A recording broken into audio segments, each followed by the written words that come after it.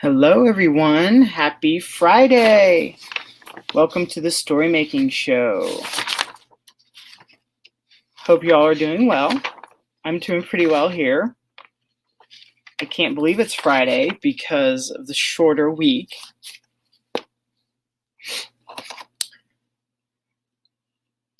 Today's topic for the show, in addition to your questions, is challenges you face creating stories.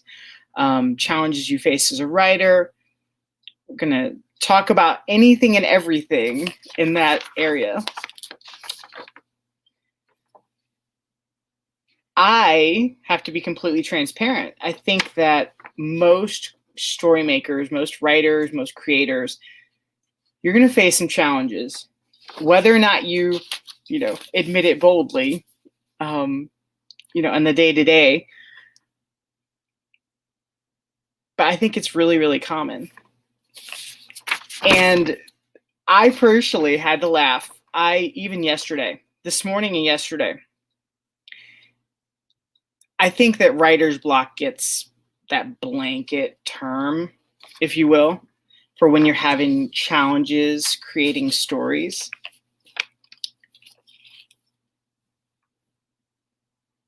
You really want to be intentional with what it is you're doing. I think that's the one key element. I've made a little tiny list here, just some things that I have to even remind myself. I think we all have to do this as far as writing goes and showing up and overcoming any challenges. First thing is, don't come empty-handed. And by that, I mean, know what you're working on. Know what you're going to write about. I made the mistake, and I think many people do the same thing. So again, I'm giving myself as an example here. Write 1,000 words. That's might not work for many people, because the question then becomes 1,000 words of what? Getting more specific is really, really helpful. And writing the next scene. If you can plan ahead, the day before, as opposed to I'm just going to write 1,000 words today. If you can have an idea of what you're going to write about, the next day, I think that's so smart. It just sets you up to win. Okay, I'm writing chapter 2 of my book where my protagonist, I don't know, he's hit by a car. I don't know, something specific though. And I do think that helps so much. So that knowing what you're going to write about the very next day versus just saying, I'm going to write 1,000 words. It's okay to, say, hey, I'm going to write 1,000 words, but it's just warm up. 1,000 words of anything is really clear. Do any of you relate to this as far as hey, I'm going to write 1,000 words or 2,000 words, or I'm going to write today. And then you go to the blank page and you're oh, okay, here we go. So you really don't want to come empty-handed. You want to have a good idea what you're attacking on that specific day. Another thing I mentioned here in my notes to myself is that your timer is your friend. As these can be distractions or they can be useful.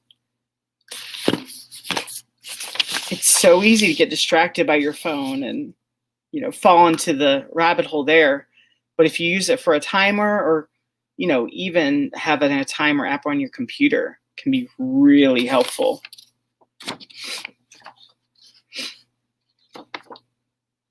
Having a simple plan in place too. I like to do a warm-up versus just diving in. And one thing I've learned over the years that really helps me, maybe worth trying for you, is writing out a passage you really, really like.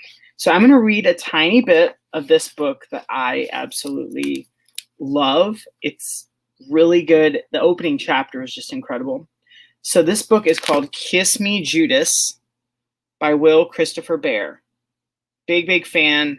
Easily one of the best openings I think I've ever read for a book. I'm going to read just a little bit, and I would write this out. I would like write it by hand or type this out just to get the ball rolling, just to get some words down and just to get kind of in a rhythm. So I'm going to read this tiny little bit here. I'll try to get all extra dramatic for you. But this is an exercise that you can always try, especially if you're feeling stuck. Just writing out something else that somebody's written and like taking it word for word is a really cool way to dip your feet in the pool, so to speak. So here we go. Chapter 1 of Kiss Me, Judas. I must be dead, for there is nothing but blue snow and the furious silence of a gunshot. 2 birds crash blindly against the glass surface of a lake. I'm cold, religiously cold. The blue birds burst from the water, their wings like silver. One fish has One has a fishing fish twisting in its grip. The other dives again, and now I hold my breath.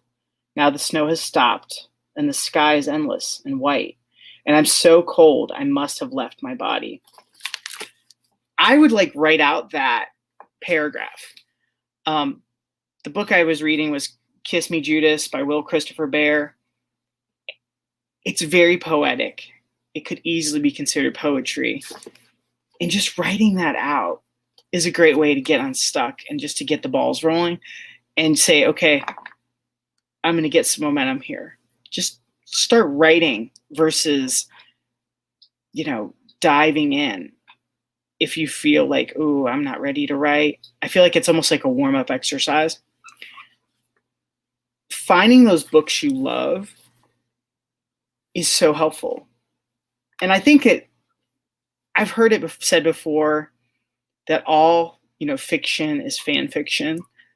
I think there's a lot to that as far as, what it is we are writing. We're always influenced by those things we really, really love. What about you guys?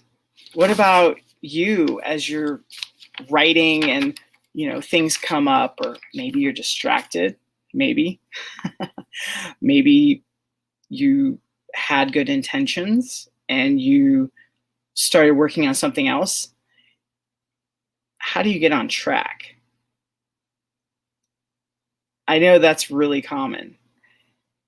One of the best ways to get on track, I find, is like, assigning a specific task to a specific app or even to a specific location to get familiar with what you're doing and to get into a rhythm where you don't have to think about it so much. It's kind of like, you cook in the kitchen, you don't cook in the living room. You don't cook in the shower, right? Same idea here. And it's so helpful when you get into those rhythms and routines.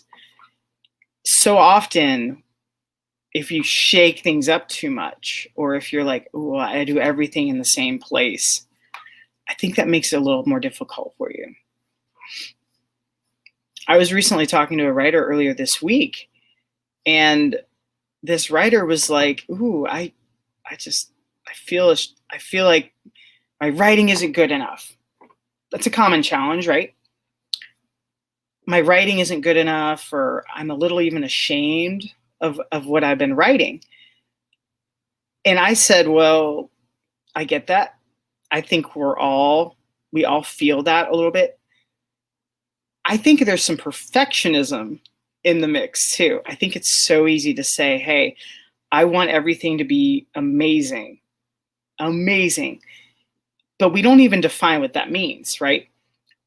I think maybe we want everything to get lots of praise. Maybe it's everybody to just say what a great writer we are, or to love it, or to click the link or whatever. Defining some of this and setting some goals can really help, and making sure they're very clear goals versus the fuzzy goals where we often have those. And it's like, hey, I'm going to write 5,000 words and every day. And I think that can get fuzzy pretty quick, personally. Now, if you were to say, I'm going to write 2 chapters every day, it gets really specific. If I'm going to finish this book by X date, and then you're breaking it down and kind of, moving toward a common goal versus I'm going to write 5,000 words. I think some people might struggle with that. Like, well, 5,000 words of what? Do emails count? Do social media posts count? Is it 5,000 words of fiction or nonfiction, or what is it you're really working on here? I think getting really clear on these things is so cool versus staying fuzzy with what we're doing. I have to admit, one of my favorite tools, I know I've mentioned it before, but I'll mention it again, AlphaSmart Neo. I love this thing. Just for writing, just for typing. Because I'm not going to be on Twitter. I have no possible, chance of being on Twitter. I think that setting aside the things that we know distract us is really, really key. Got a question here. Can you give us an example of your personal daily goals?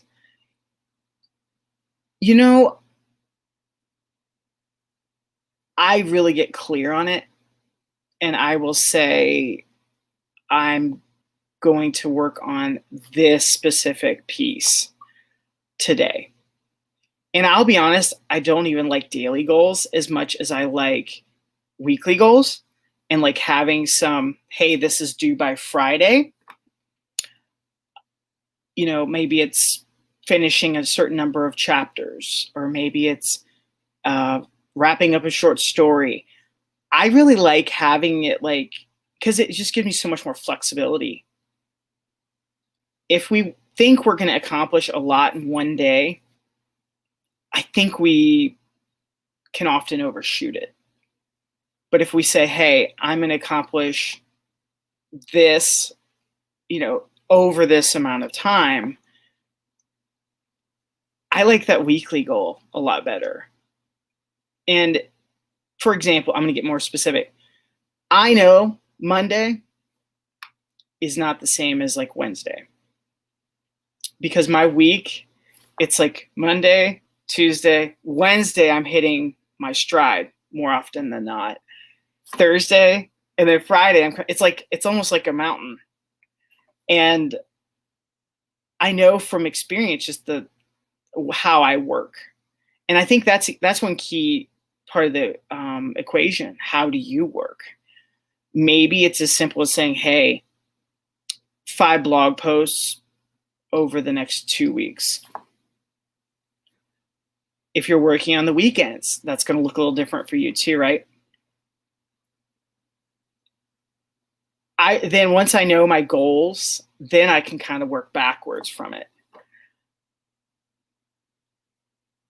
Tracking time is huge. And that might mean, I'm not saying you track everything. I think so many people want to say track everything you're doing. No. I think that's a little confining, but maybe track how much you're reading, track how much you're working on writing blog posts, track how much time, specific tasks that you're really working on. I might set a tentative goal, like, hey, I really would like to get 2 blog posts done today.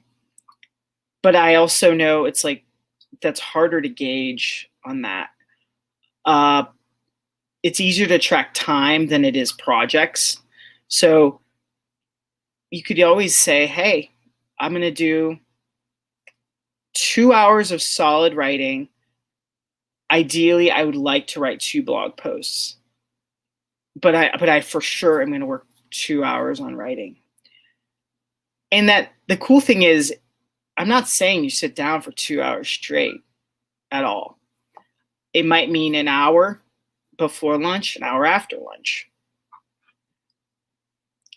When you get really clear, though, on what it is you're doing and what is due, like having clear deadlines, that really helps a lot.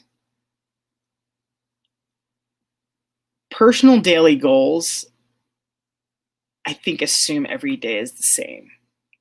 That's why I'm so much more about finding rhythms, working within the context of a week, because it gives you so much more space and buffer.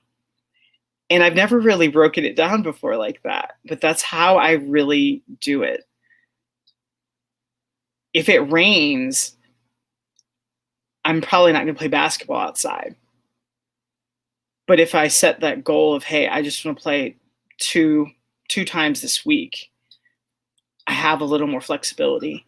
And again, this is just my personal preference. I think there's so many ways. You have to go and figure out what works well for you.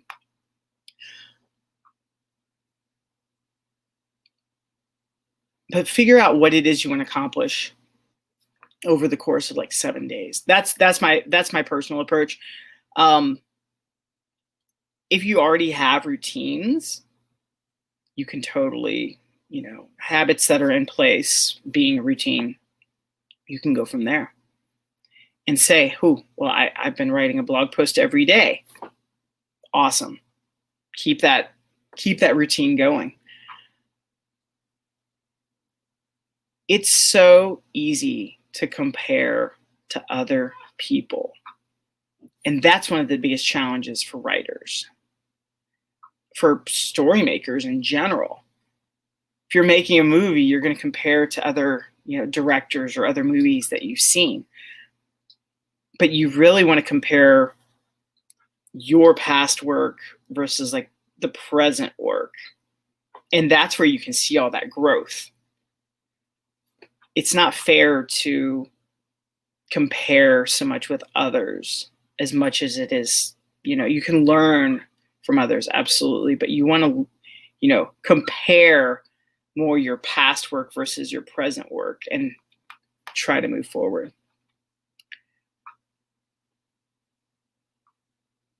Defining your expectations, what it is you really, really want, and just being honest with yourself. So many writers, I think, get a little starry-eyed. It's like, ooh, I want to be like Stephen King. Which Stephen King are we talking about? Are we talking about Stephen King, the author, or Stephen King, the speaker, or Stephen King, the guy who has had, countless movies? You have to get really specific. And let's be honest too. It's almost still not fair because he broke through years ago and now it's 2021. I don't think we can compare as much. Now, maybe it's writing horror fiction or supernatural fiction or whatever genre you want to classify as Stephen King. That you can do, and you can break that down further and just kind of keep narrowing it down for you. Maybe it's writing a short story, publishing a short story. I know Stephen King's written many, many of those short stories. But when we get really, really honest about what it is we want to do, that's where we can get the breakthroughs. Trying to do everything at once, that's such a common mistake. And I've made this mistake. We can do a lot of things at once, but how many things can we do really well, right? Most writers, we try to do a lot. We try to do a lot. And I think that's what kills that focus. It's so easy to jump around and to pursue the work that pays the most, or to pursue the work that feels the best. And by that, I'm really thinking social media. Friend of mine recently said, hey, I was on TikTok and I had something with like 500,000 views. 500,000 views on TikTok. And the next thing he said was, you know what? I didn't make a penny from 500,000 views on TikTok. Maybe we're pursuing the wrong things. Maybe it's that dopamine hit that we're pursuing there of, ooh, someone loves me, or someone viewed my thing, or I hit it right on the algorithm and now it's really popular. But going viral, it really doesn't mean that much in terms of, that's kind of a blip on the radar. It's more important to show up over time and keep showing up. And like, the more we're intentional about that, it becomes bricks, like you're building a wall. Well, that's cool, but what does the wall go, right?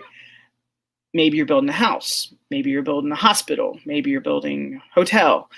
Whatever it is you're building. Maybe you're building a playground. I don't know. But when we can kind of back up a little and say, oh, I'm building this book, or I'm building this business, or I'm building this movie, or maybe having some intentionality is really good versus just the, hey, I'm just trying to get popular. Because what's popular? That's not really a definition of anything, is it?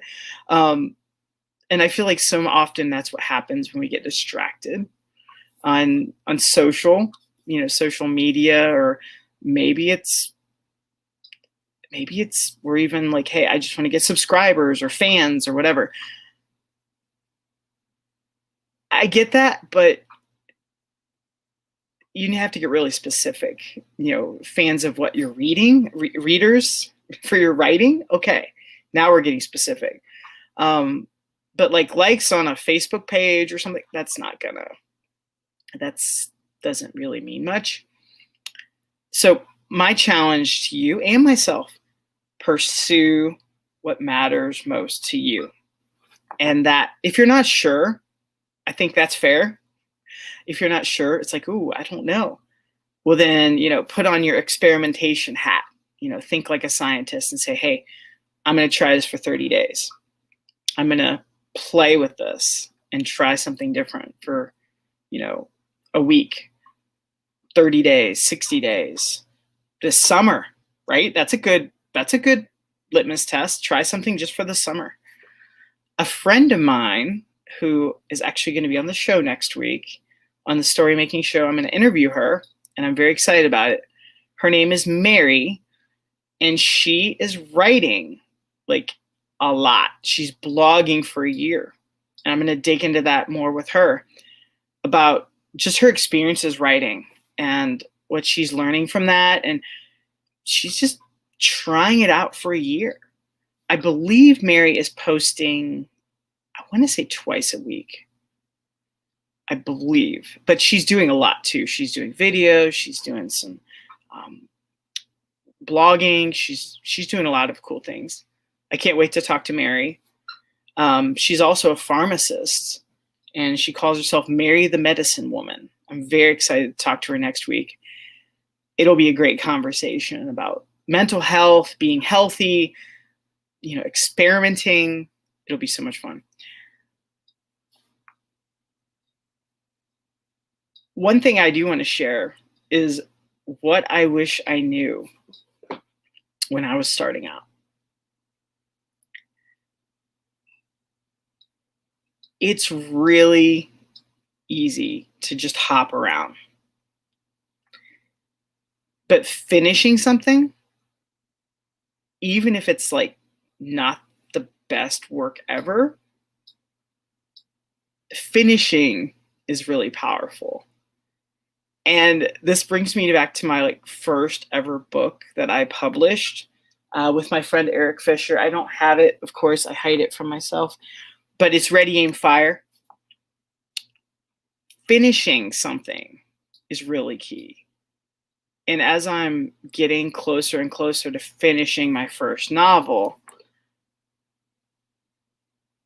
I'm reminding myself that, like, finishing things where you can tweak and play with things forever, but finishing something and like shipping it out into the world is really powerful.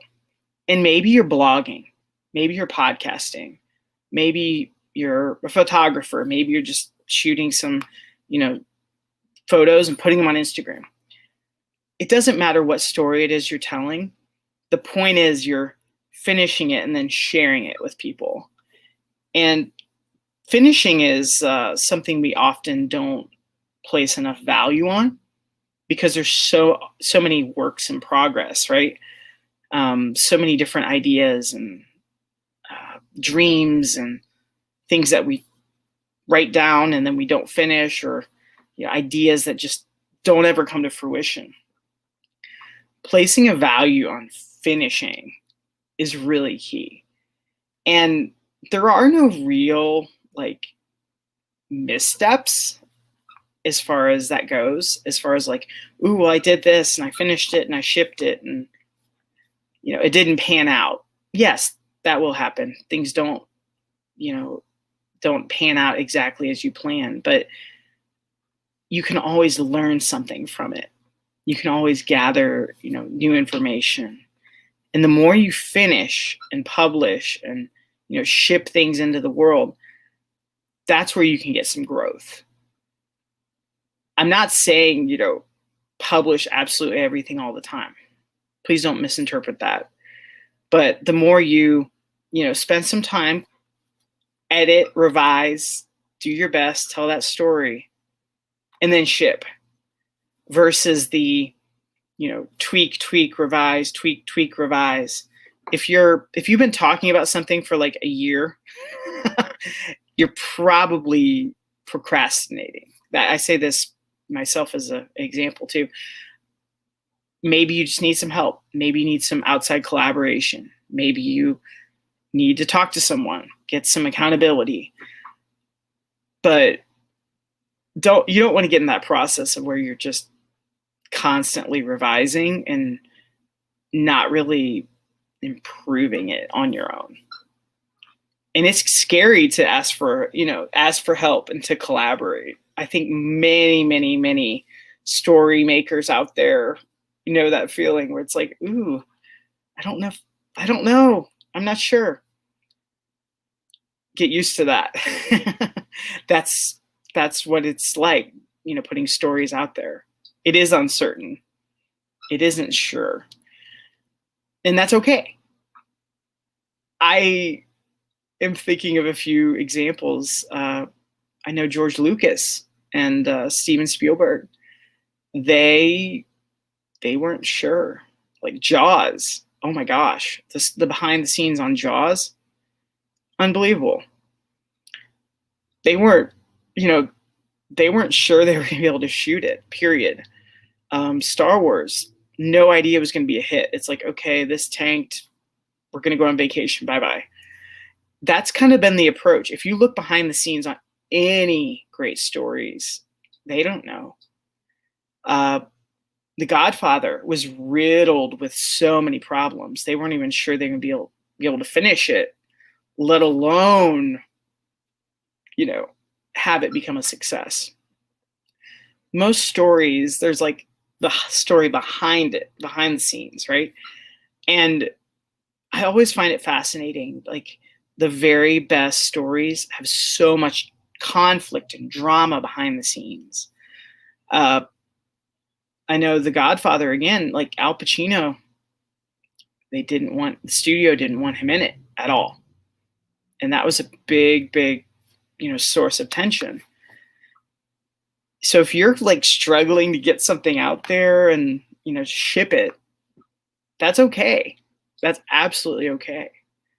I think that most stories, it's we don't know the rest of it. The movie Apocalypse Now, based on the book, Hearts of Darkness. the making of the movie in some ways is more interesting than the movie itself, in my opinion. Um, it's unbelievable, like the behind the scenes stuff, where anytime you're telling a story, it's going to be a little crazy and a little wild. And as I'm getting closer to shipping my novel, it's like, shoot, the behind the scenes stuff is pretty wild too. Uh, all the lessons learned, all of the challenges, all of those things that, you know, the speed bumps and the roadblocks and the, you know, the barriers, as you work through these, you start to say, ooh, I can fix that. I can fix that problem. I can fix this. Um, and sometimes it might even mean, you know, revising again or editing or, you know, I think one thing, I will admit, one thing always scared me was like, well, what if I make a wrong turn and I have to delete everything? Can you guys relate to that? Where, oh, well, what if I make this story decision, or if I write this in first person and it should have been in third, or the what if game? What if I make the wrong choice? That's always there. And I think that's really perfectionism, is what that really is. Or what if I waste my time, is the other underlying assumption. You're not wasting your time if you're creating something. You can learn from the process. And one thing I even read as recently as yesterday, it's like, you can always reuse some of those main plot points or pieces of stories. And that's so rewarding to know.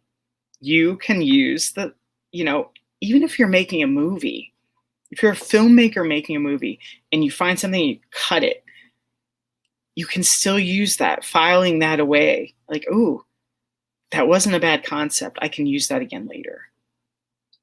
So we can always come back to these things and take them as lessons learned. Maybe it doesn't work in that specific story that you're doing, but you can use it again later. So I find that encouraging. It's like, hey, maybe it didn't work in the context of this story. Doesn't mean it won't work later in somewhere else, in some other way. Maybe it wasn't a good fit for a novel. Maybe it can be a short story. Maybe it didn't fit into your nonfiction book. Maybe it's a good blog post. Maybe it's a few great lines in a blog post, but it doesn't really fit there. Maybe it can fit, you know, on Twitter or Instagram or whatever. When we get better at like reusing those pieces of stories, that's like adding more tools to the toolbox, frankly. And we always need more tools in the toolbox that we can use again, you know, refer to. And that even goes back to what I said at the very beginning of this episode, is like, don't come with like a blank slate, like, I don't know what I'm going to do. That's where writer's block and project block come in. When you say, hey, I'm going to work on this little project or this scene or this chapter, this part of this story, that's when I feel you get so much more clarity. And if you don't agree with this, if your experience has been different, that's totally cool too. But I'm just talking my own personal experience here. The more clarity you come with, the better, versus the, you know, the many what ifs, because I find distraction thrives when you're in that uncertainty of, I'm not sure what I'm working on. Your brain likes the easiest approach, right? Your brain wants things really, really easy. And yesterday, I found myself like working on a short story. I pulled it up. I was just glancing it over. I was like, ooh, what's a short story here? And then I didn't work on the other project I really wanted to. I fell into the rabbit hole. And I'm sure you guys know what I'm talking about, the story rabbit hole. It's like, ooh, whatever's closest to you is what you're going to do, right? But that was just my own experience yesterday. The the more clarity you have, the better. So try to get really, really clear on your intentions. I'm working on this project, this specific part of this project. I hope this encouraged you guys. This has been a great time chatting. I really enjoyed this. If you have any questions or you'd like to follow up with me, feel free to. jimwoodswrites@gmail.com. If you want some accountability or support as you're creating stories, feel free to email me. We'll chat. I'd love to talk with you one-on-one, figure out more about where you're at like right now, because context does matter so much. Like, what are your goals specifically? The book I mentioned earlier, and I read a little bit from, was Kiss Me, Judas. Really enjoyed this one. It's a kind of a transgressive fiction. It's a very unique read. It's very trippy, I would say. I also mentioned my book, Ready, Aim, Fire, which is a book on goals. I think it will help you and encourage you. I wrote it with Eric Fisher of the Beyond the To-Do List podcast. And I feel like goals are one of those things we constantly have to keep working on. It's like working out, and exercising. We all need to keep working on these things. Thank you so much for joining me. If you have any questions, if you leave a comment, I'd be glad to answer that later.